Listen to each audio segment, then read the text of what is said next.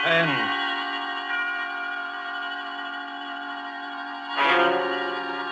This is the Man in Black, here again to introduce Columbia's program, Suspense. In our starring Hollywood cast this evening is Mr. Peter Lorre, who appears as a mysterious gentleman called George Ravel. Miss Wendy Berry plays our worried heroine, Marjorie. Mr. George Zuko is the lawyer, Alex Stevens. The story called The Moment of Darkness is tonight's tale of suspense. If you have been with us on these Tuesday nights, you will know that suspense is compounded of mystery and suspicion and dangerous adventure. In this series are tales calculated to intrigue you, stir your nerves, to offer you a precarious situation and then withhold a solution until the last possible moment. And so, with The Moment of Darkness, and with the performances of Peter Lorre, Wendy Berry, George Zuko, and our other players, we again hope to keep you in suspense.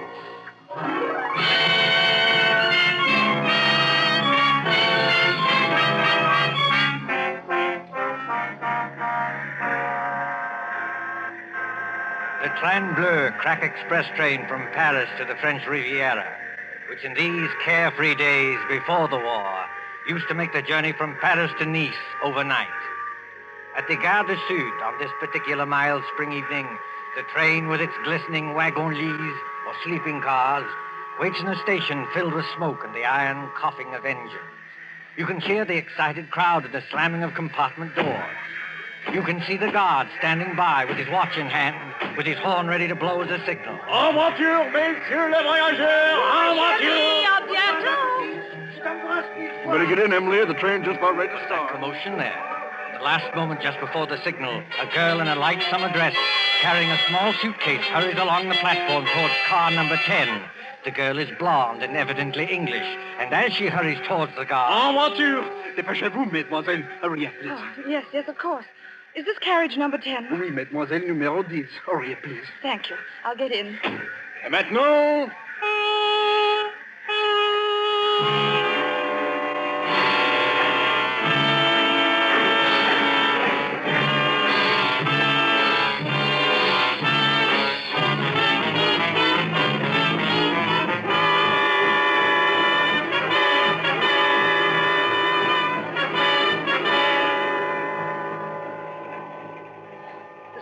Must be at least a mile long. Car 10.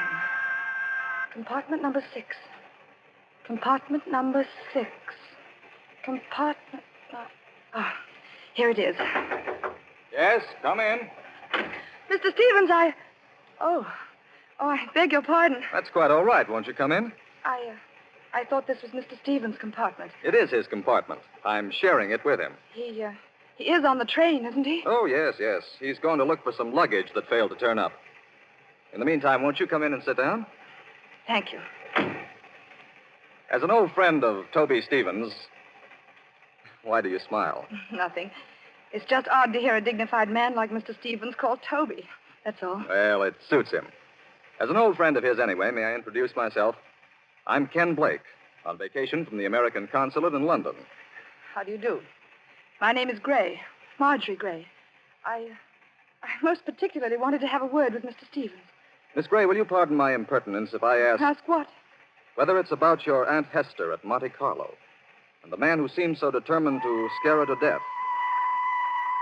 You know about that? Yes, a little. After all, that's why Toby's left his law practice and come all the way from London. He said... Mr. Stevens. Marjorie. Great Scott, what are you doing here? I came up from Monte Carlo, especially to see you. I thought I'd find you in Paris, but when I got to your hotel, they told me you'd gone. Cook said they'd reserved a compartment on this train for you. So, well, here I am. But why? Before you see Aunt Hester, Mr. Stevens, I want to know what you meant by that letter you wrote me. I meant exactly what I said, Marjorie. I'm going to expose this faker, George Ravel. Excuse me, if you two want to talk, I'll just clear out of here. Oh, no, Ken, stay where you are. Really, Mr. Stevens? You've made an impression on her, Ken. When a girl suddenly becomes thoroughly British after spending half her life on the Riviera, well, you made an impression. Don't talk like that, Toby. She won't get annoyed with you for saying it. She'll just get annoyed with me. Marjorie, this is Ken Blake. We've met, thanks. I asked him to come along with me, and for a very good reason. Indeed? Ken was for years at the American consulate in Paris. He knows all the heads of the Sûreté Générale, that's the Scotland Yard of France. And in particular, he knows the great detective Flamand, who's the chef de Sûreté. I thought Ken might be very useful when we nab Ravel. But I tell you, Ravel is dangerous. Dangerous, my eye. Something's going to happen. I know something dreadful's going to happen. Now, let's face the situation, Marjorie. Your Aunt Hester is middle-aged, wealthy, and, Oh, if only Uncle Paul hadn't died. He was the decentest person I ever knew. But he did die, my dear, and Hester can't be consoled. She can't eat, she can't sleep, she can't think of anything except getting in touch with his spirit. Along comes this faker Ravel to give seances. I wonder if he is a faker. You're not falling for this Tommy rot, surely? Really, Mr. Blake, if I'd asked for your advice in this matter... I beg your pardon, Miss Gray. When we get to Nice, I'll take the first train back to Paris. Oh, no, wait, please. I didn't mean to be rude. It's nice of you to help us, but it's the whole atmosphere of Monte Carlo. Well, that's quite all right, my dear. We understand. Of course. There's Aunt Hester in that villa over the Mediterranean. There's Ravel, all thin and quiet and swarthy, with those somber-looking eyes of his. He seems to dominate her, just as Mr. Stevens used to. Dominate her, my dear? That's rather a strong word for an easygoing old buffer like me. The things Ravel does at those seances are terrifying. I don't know whether he's an imposter or not, but I am sure nobody else can do what he does. Now, there, Marjorie, is where you're wrong. I can. You can? Yes. I promise to duplicate in front of your aunt every single trick Ravel ever performed. Oh, but that's impossible. Is it? Wait and see. I'll put it up to Mr. Blake. It isn't merely that Ravel is tied up, tied hand and foot in a chair, while these horrible things are going on. I know there are people who can get out of ropes and back into them again. But Ravel lets you take one precaution that shows there can't be any trickery. Oh? And what is that precaution? Just before the lights go out, he takes a piece of white paper. Well? He puts one under each foot. You take a pencil and draw an outline around the shoe on the paper. If he moved the millionth fraction of an inch, it would show in the outline later. But it never does. Well, look here, Toby, that's a bad one. Why does it strike you as being so funny? Because I can do it, too.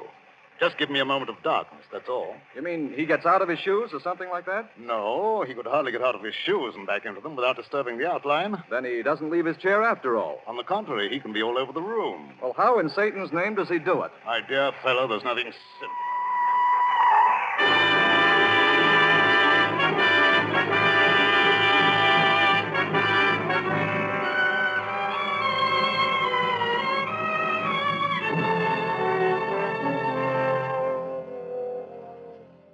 The Villa Bijou, Monte Carlo, the next evening. On the lighted terrace, that white villa, overlooking the olive groves and the sea, three people are seated at their ease, enjoying the night air. Below glitters the town, a white palm garden. But even its lamps are dimmed by the firework illuminations from the Promenade des Anglais. When the Principality of Monaco celebrates its ruler's birthday, great rockets go hissing upwards to burst and bloom in colored fires against a black sky.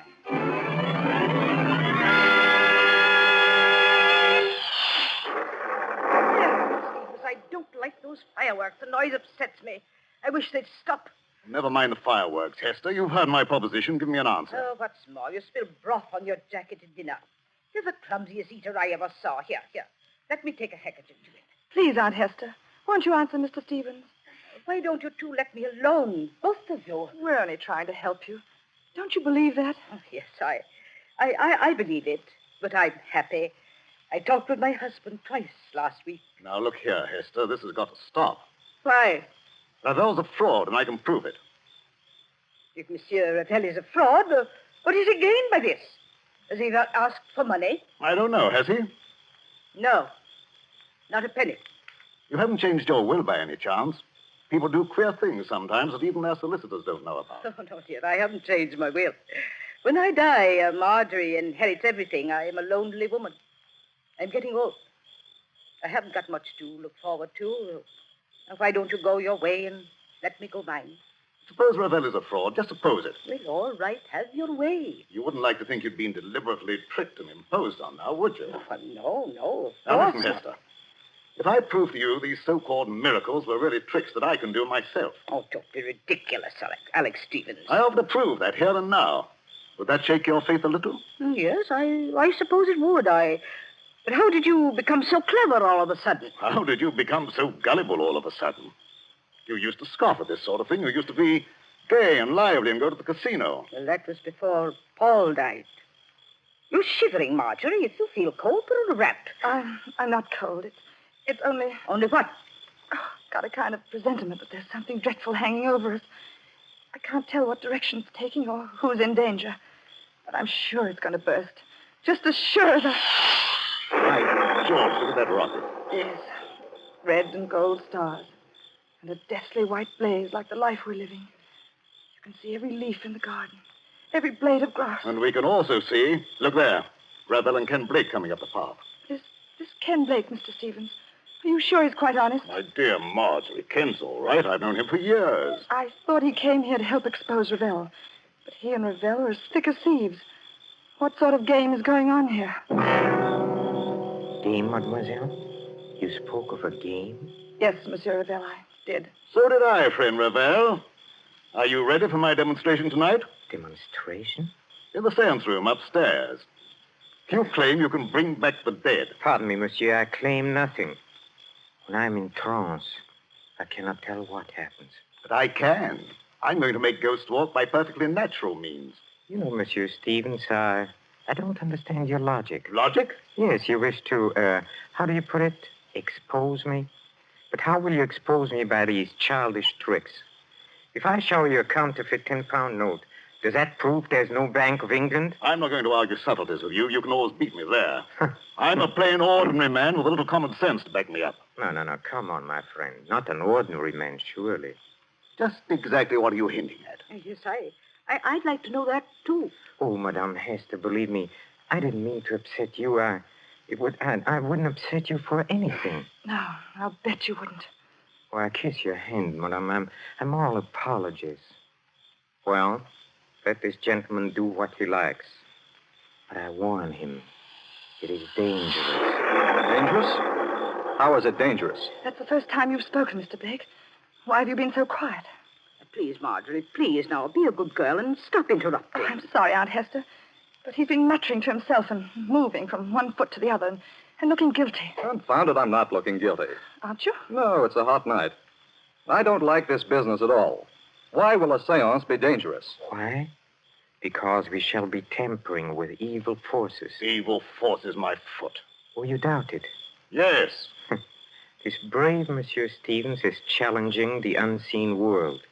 He's mocking at forces he does not understand. Believe me, monsieur, they are not mocked without danger. I'll risk that, thanks. Well, up in a seance room, with a door bolted on the inside, we shall be at their mercy. The evil forces, the elementals, will wax and grow strong. They can take us in their grip, as I take this walking stick and... You've got strong hands, Monsieur Ravel. The hands of evil spirits are stronger, much stronger. I'm afraid. I wonder if we ought to do this. I've been wondering the same thing. What does your aunt say? Well, I don't know what to say. I'm so confused. And I want to break down and cry. I suppose we'd better do it, or Alex Stevens will never let me hear the end of it. For the last time, monsieur, will you be warned of danger? No. Very well. Oh, Madame Hester. Yes, Monsieur Ravel. Do you believe that I'm an impostor? No, dear, of course not. But But in your heart, you're not yet convinced. Well, I don't know. I'm not such a fool as some people seem to think. But if something did happen, something to show there are living forces beyond this world, it would convince you utterly? Oh, yes, I suppose it would. Then, shall we allow Monsieur Stevens to go on with his demonstration? I have a feeling we shouldn't do this. Oh, I'm afraid.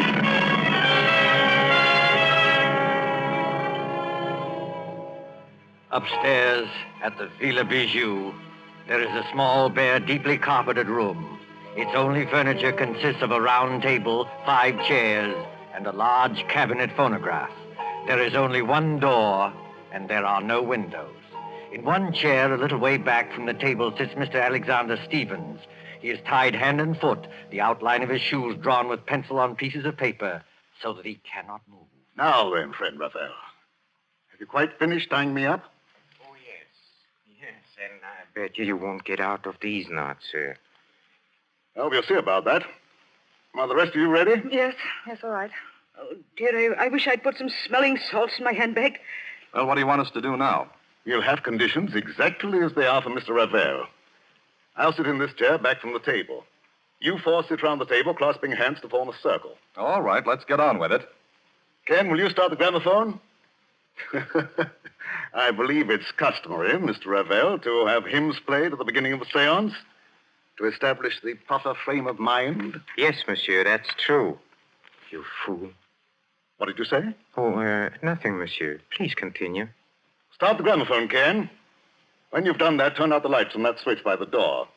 Then join the circle. Clasp each other's hands tightly and don't let go unless... Unless what? Well, unless something gets me. Be careful, monsieur. Go on, please. Start the gramophone. All right, here goes.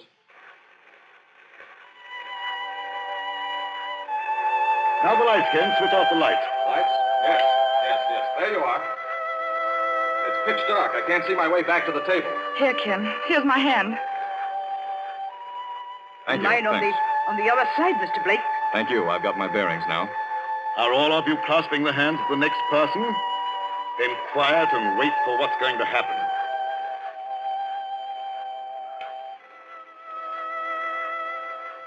Ken, look. Look where? Over there, where Mr. Stevens is sitting. What about it? There's a luminous spot in the dark, about the size of a shilling. It's... Shh. Quiet, please.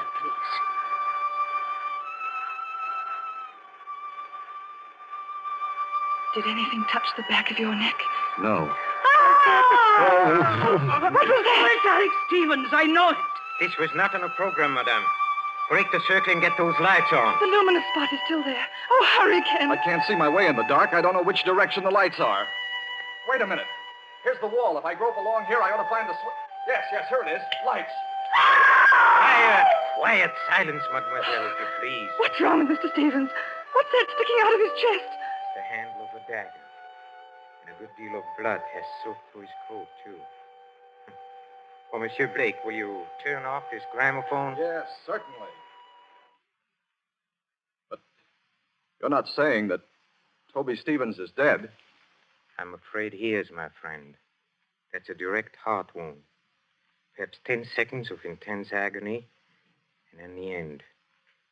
Oh, is the door still bolted from the inside? Yes. Then we are all alone, here. The four of us. This rash gentleman, one imagines, did not kill himself. He's too well tied up. I know who killed him. Mr. George Ravel. You did, with luminous paint. I killed him, mademoiselle? With luminous paint? I mean, that was part of the trick. You tied him up. You were the only one who touched him. And? What of that, mademoiselle? Luminous paint doesn't show up in the light. You smeared a little of it on his coat. That showed you exactly where to strike in the dark. I commend your good sense, madame.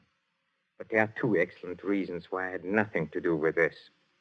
The first reason I must keep to myself, but the second reason can easily be proved. Well, what is it? Well, up to the time that man screamed, you yourself were holding my right hand, and Madame Hester was holding my left hand. Did either of you let go at any time? No.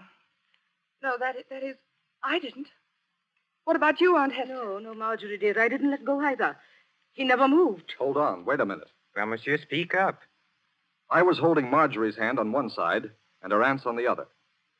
And they didn't move either. Nobody let go or left the circle. That's true. Consequently, none of us could have killed Toby Stevens. Yes, it is true. Somebody must have sneaked in here. Oh, no. As you said yourself, the door is bolted on the inside. Then who the devil did kill him? Well, that's the question. Has anybody ever seen that dagger before? No. It looks like one of those curio things you buy in the shops. Yes, and with the design of wooden scroll work on the handle. No fingerprints will show. Nothing else, except some musical instruments. A tambourine, an accordion, and a speaking trumpet. You know, I blame myself for this. You ought to. Why? Because you killed him. Don't ask me how, but I know why. Indeed, mademoiselle. You found my motive. Yes, I have. You've got Aunt Hester fully believing in you now, haven't you? Easy, Marjorie. In another minute, you'll be talking about forces and elementals and heaven knows what. You'll be saying it was a spirit hand that killed Mr. Stevens because nobody else could have. Please, Marjorie, brace up. Someone's got to send for the police. Why don't you send for the police, Ken? Couldn't you help us there? Help you? How? Mr. Stevens said you knew the heads of the Sûreté. He said you knew this man, Flamand, who's supposed to be the greatest detective in France. Oh, but this isn't French territory. Monte Carlo is the independent state of Monaco. I'm sorry, Marjorie. Ordinarily, I might have helped. You mean you won't help us? I'm sorry, Marjorie. I can't. Then I've got to help myself. George Ravel, you killed Mr. Stevens. But how? Yes, how?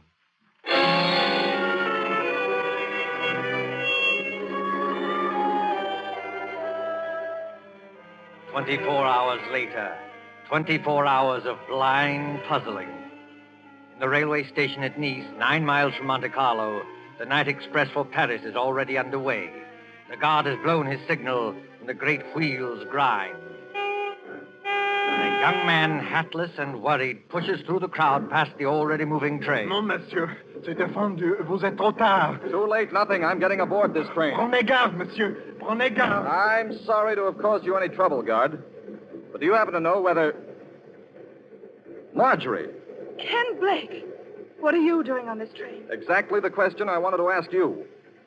Walk along the corridor with me, will you? All right. Marjorie, you little idiot. What's the idea of running away? If it's any of your business, Mr. Blake, I'm not running away. I'm merely going to Paris. You were told to stay in Monte Carlo. Don't you know you can land in jail for this? They'll put you in jail, too, won't they? Yes, I suppose so. But what's the idea of going to Paris? First of all, I had to get Aunt Hester away from that man, Ravel. She really thinks he can call up ghosts now. Is your aunt on this train? Yes, in that compartment there.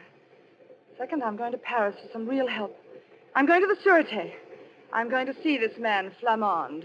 You won't find Flamand in Paris, Marjorie. And you'll certainly never get him to arrest Georges Ravel. Oh? And why not? Because, my dear idiot, Georges Ravel is Flamand. What are you saying? The man who calls himself Ravel is really Flamand, the head of the whole French Detective Bureau. He made me promise not to tell anybody. Oh, then that's why you've been looking so guilty for 2 days. Yes, I tried to tip you off today, but the police were with us all the time. So he is a fake spiritual medium. Mr. Stevens was right about that. And I still say I'm right about the other thing. Whoever he is, Ravel killed Mr. Stevens. But how and why? Oh, I don't know. This alleged detective. Did he tell you why he was masquerading as a medium in Monte Carlo? No. All I know is that we're in one sweet mess. We've left town without permission. They'll probably stop the train and send us back in a patrol wagon. Oh, no, my friend. That won't be at all necessary. Ravel! Yes, mademoiselle. Ravel or Flamand. Well, since you know me as Ravel, call me that. You knew that I was on this train? Oh, naturally. Look here, old man. I kept quiet about you because you swore it was a matter of life and death. But will you answer a couple of questions now? Oh, with pleasure. Why did you pose as a medium? Because the Monacan government employed me to trap a murderer. So I had to work, how do you say, undercover. All right. Why was Toby Stevens killed? Stevens was killed because he was a blackmailer. A blackmailer? Yes, mademoiselle. Does that surprise you? Yes. Oh, yes, of course. Very much. I tried to warn Stevens, but the fool wouldn't listen. And then, well, I wasn't quick enough. Stevens was murdered, of course, by one of us 4 in the seance room. Well, that's impossible. Impossible? Oh, no. The trick was baffling because of its simplicity. I'm sure you killed him. One moment, mademoiselle. Let me show you what I mean by trick baffling because it is so simple. Take, for example, the pencil outline drawn on a paper around the medium shoes. Did Stevens tell you how I did that? No. On this train 2 nights ago, he started to tell us, but... Then he just stopped in the middle of it and laughed. You see, the medium leaves his chair. Well, he makes tambourines rattle and ghost forms appear. Yet the pencil outline is not disturbed. Now, how does he manage it? Well, how does he manage it? Well, quite easily. He returns to his chair. He turns over the 2 pieces of paper. He takes another pencil and draws an outline of his shoes on the reverse side of the paper. You look at it. And imagine it's the same outline we drew. Precisely. So easily are people misled. And it was the same way with a murder. But there couldn't have been any trick about the murder. None of us left the circle. We were all clasping hands when we heard that scream. Don't you agree? Huh? Oh, yes, I agree. I can't stand this any longer. When we heard Mr. Stevens utter that horrible scream... What makes you think it was Stevens who uttered that scream? I beg your pardon. What makes you think it was Stevens who screamed? Well, wasn't it? Oh, you assumed it, yes. Well, we all assumed it. But up to that time, Stevens wasn't even hurt. Wasn't hurt? You see, the source of sound cannot be located in the dark. It was the murderer who uttered that appalling cry. In a few seconds of darkness, before the lights went on, the killer simply leaned across and drove that dagger into Stevens' chest. And you prove that? Yes. If Stevens had been hit at the time of the scream, blood would have blotted out the spot of luminous paint.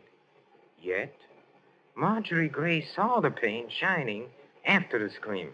That's true, Marjorie. I heard you say so. You put the luminous paint there, Ravel. You were the only person who touched him. Oh, no. There was one other person who touched him. Who was it? Another person, in full sight of you, said Stevens had spilled broth on his coat and swabbed at his chest with a handkerchief. You mean... I mean, of course, the real murderer. Your Aunt Hester. Yes, Marjorie. Your Aunt Hester. Aunt Hester! Keep back, all of you. Oh, so you managed to find the revolver? Marjorie, I poisoned your Uncle Paul. I poisoned my husband.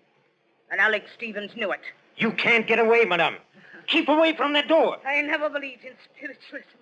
I let myself be influenced by a medium because Alex Stevens would try to stop it. He was getting money out of me. He wanted no other influence. Don't open that door, madame. But I am opening it. Oh, Aunt Hester, don't! I told you I wasn't as fool as I looked. I had the knife in my hand. Stop her, Ken! Stop her! Well, mademoiselle, she has committed many crimes, but now she has paid for them all.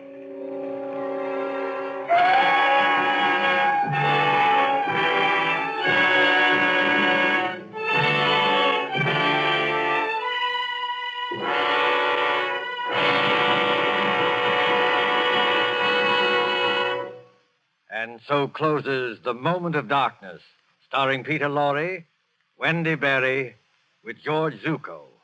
Tonight's tale of Suspense.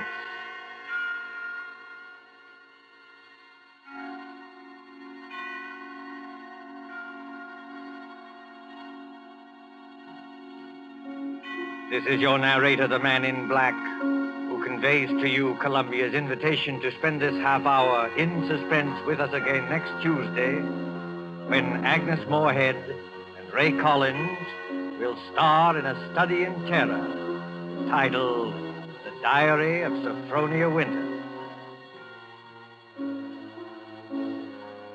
The producer of these broadcasts is William Spear, who with Ted Bliss, the director, Wilbur Hatch, and Lucian Morowick, conductor and composer, and John Dixon Carr, the author, collaborated on tonight's Suspense.